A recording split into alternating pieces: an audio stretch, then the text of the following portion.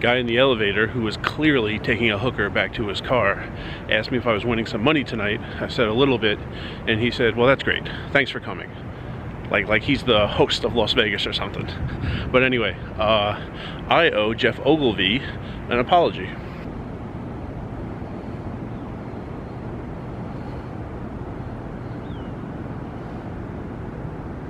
Alright, Jeff Ogilvy, golfer, Australian golfer. He won one major in his life, the 06 US Open, I'm pretty sure, and he was being interviewed shortly after that win. I don't know, a couple months later, maybe a year later. And the interviewer asked him what his goal in golf was. And it was so underwhelming at the time, I really hated what he said. Because, I don't know, I guess a lot of people, me included, a lot of people were expecting him to say, like, you know, win the most majors in history. You know, Jack Nicklaus has the record, 18, or like the most tournaments on tour, which at the time might have been Byron Nelson, but eventually I think Woods has the record now. But it was so like lackluster. He said that he was already meeting his goal. He wanted to play professional golf and not need any other income, not have any other activity than he needed to do, and he was doing it regardless of how many like wins he had. He had been doing it for years, and he wanted to continue doing it. And I was like, I really didn't like him when he said that. I like thought your answer had to be like, be the best there ever was, and like any other answer was like wrong. And it's 2024 now. That was in like 06 or 07. 18 years later, 17, 18 years later, I get it. Because I realized fairly recently that is how I'm treating poker.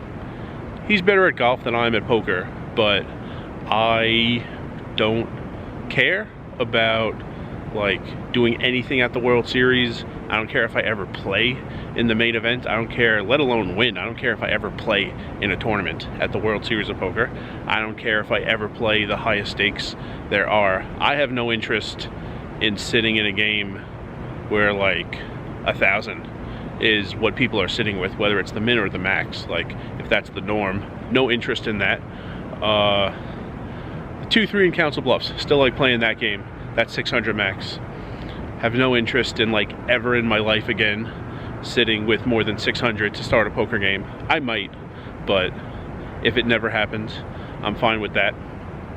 I enjoy the life and the lifestyle so much, and playing enough poker, even at the lowest stakes there are, is enough to accommodate that.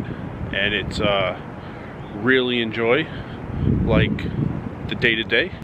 Really enjoy on a slightly bigger scale planning some trips. Actually going to Arizona shortly. Last year California twice. Last year Council Bluffs. The year before Council Bluffs, North Dakota, South Dakota, Idaho.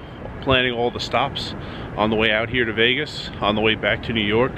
Planning like meals, a few days, a week ahead.